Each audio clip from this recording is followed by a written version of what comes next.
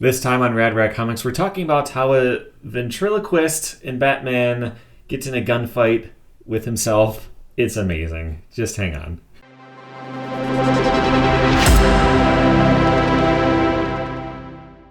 Welcome back to Rad Rad Comics, a channel about comic books and the stories I find inside of them. And I have been sitting on this one for a little while, and I finally decided it's time to do it.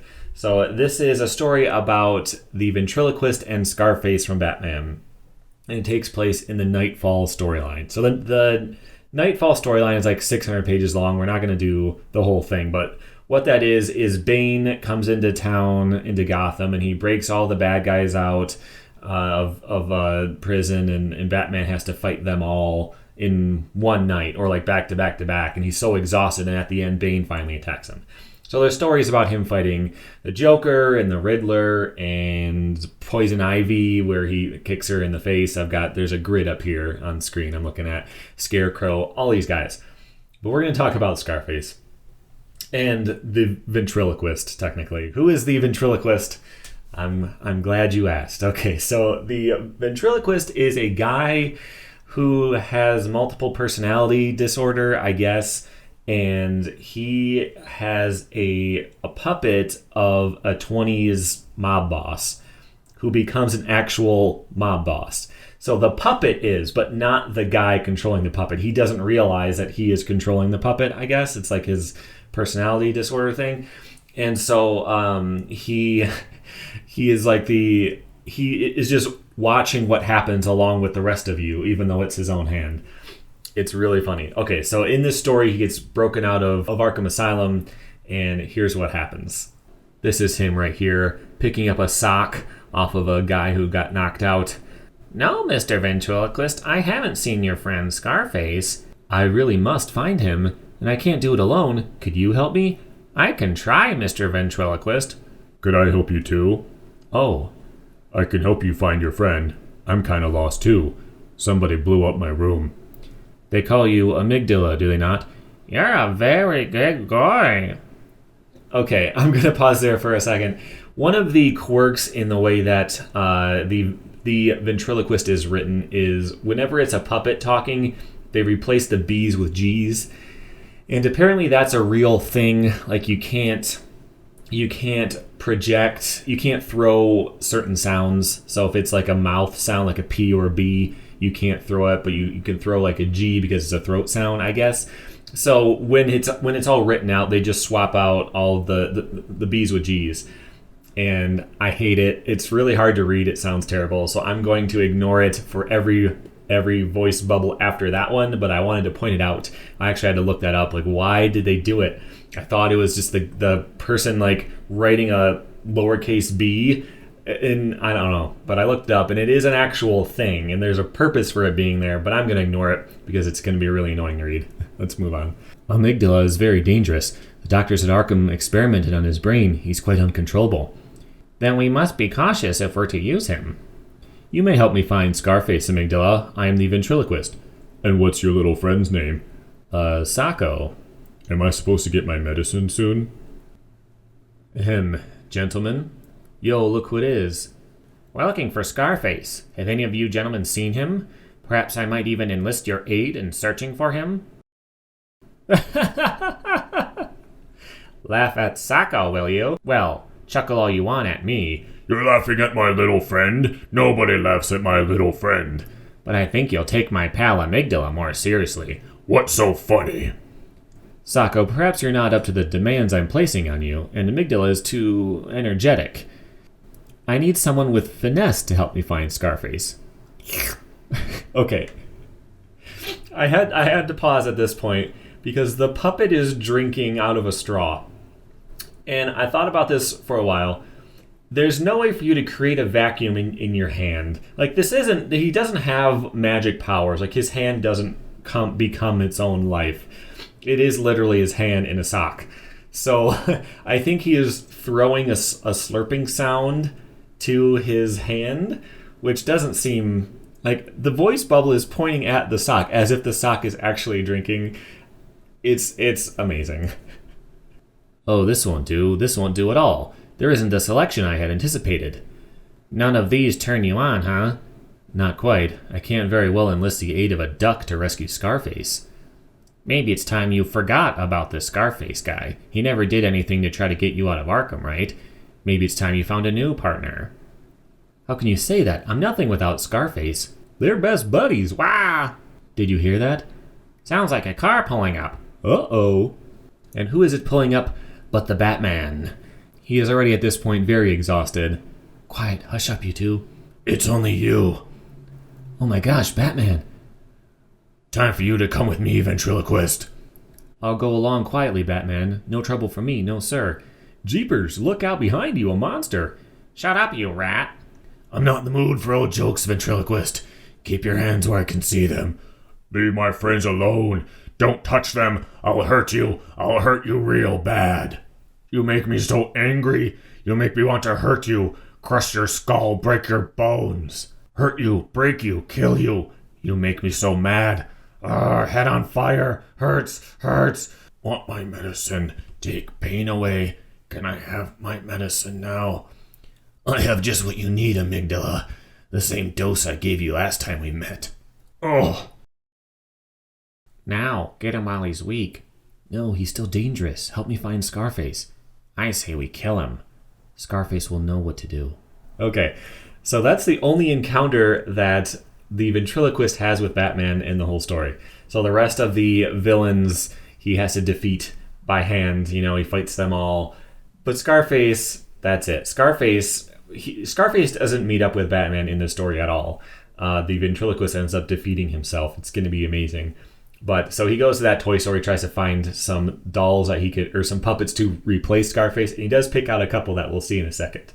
But we got to jump ahead about 50 pages to the next time he appears in the story. And here it is. Mr. Detweiler? Mr. Detweiler, attorney at law? What? What is this? Who are you? You can call me Sacco, counselor. You already know your valued client, the ventriloquist. What do you want? You are the last to defend my pal and his buddy Scarface. We want to know where Scarface got to. Is this all about that stupid puppet? You're nuts. Why should I help you find anything? 'Cause bullets make nasty holes. Darned if you do, darned if you don't. That's sock humor, counselor. Look, if I help you, I'm an accomplice. A man of principles. Are you sure you're a lawyer? Let me plug him, Sacco. Wah! Calm down, Duckman. Look, you agree to help us find Scarface or my foul pal here is going to drill you. You can't control him. He's a wild duck, counselor. Just tell us where to find Scarface and we're gone. I'm not sure where he'd be. I guess he'd be held in the evidence room of the precinct where the ventriloquist was arrested, but you need a cop and the legit paperwork to get the property room to release him. And you could get a hold of some paperwork, right? Sure, but you'll still need a policeman to get it released. The cincha, Officer O'Hara. Oh, it is me, son. I'm your man, I am. This is just amazing. So he's putting on a puppet show, but his hands are holding guns to the counselor or the attorney to try to figure out what to do, the next move to find Scarface. And he really believes that the sock pup or the policeman puppet on his hand is going to fool the police into thinking that's an actual cop walking in. It's so good. Like, the rest of the storyline is very good. There's lots of like serious stuff that happens in this. And then you've got his storyline, which is just completely balls to the wall crazy. And I love it. Let's see what happens next. Excuse us, me lad. I've got some property I need to collect. What? Okay. You got a claim number and a court date? I'll go get it for you. That I do, me boyo. Can the stupid brogue and hand over the paperwork, wise guy. Sure, and I can do just that. Blam, blam, blam. Oh, blam, blam. Is he here? Shh. Well, where is he? So that's him. That's the mighty Scarface. Okay, so the ventriloquist has been reunited with Scarface, who he believes to be an actual person. Like I said, Batman does not actually encounter Scarface at all at this point in the story, because it's another 100 pages between that last scene and the one I just read. Batman at this point is already done. He's already been defeated by Bane. He's out of the story. But Scarface is still on the loose. I'm kind of curious if the writers ran out of room like they intended for Scarface to come back in the story at some point, and then they just didn't have enough room, like enough pages left, and so they just had to wrap up his story real quick. But what they did to actually end his story is so good that I wouldn't have it any other way. So here's what happens. Who's this bum? I'm out of action a couple months and you replace me with a piece of underwear. It's not that way, Scarface. What are you calling underwear? You moth-eaten piece of dryer lint. Well, it was me who helped get you out of stir. I'll live that down, Cottonmouth. The name is Sacco. Should be Stinko. You should change your partners more often, Ventriloquist. Boys, can't you two get along? I'm just disappointed in your choice of accomplices. What's that supposed to mean? Maybe we should have left you on the shelf, Scarface. Maybe we don't need you. Maybe we should dump your ugly puss down the incinerator. Well, we was a team while you were still riding on a sheep, Wooly. The ventriloquist is nothing without me, nothing. Please calm down, Scarface. Yeah, and you know what calms me down just right? No. No, boys, no. Blam, blam, blam, blam, blam. Yes. So Scarface, the ventriloquist, two puppets get in a gunfight with each other. He shoots his hands, I guess, and he is defeated. He's out of the story. He's done.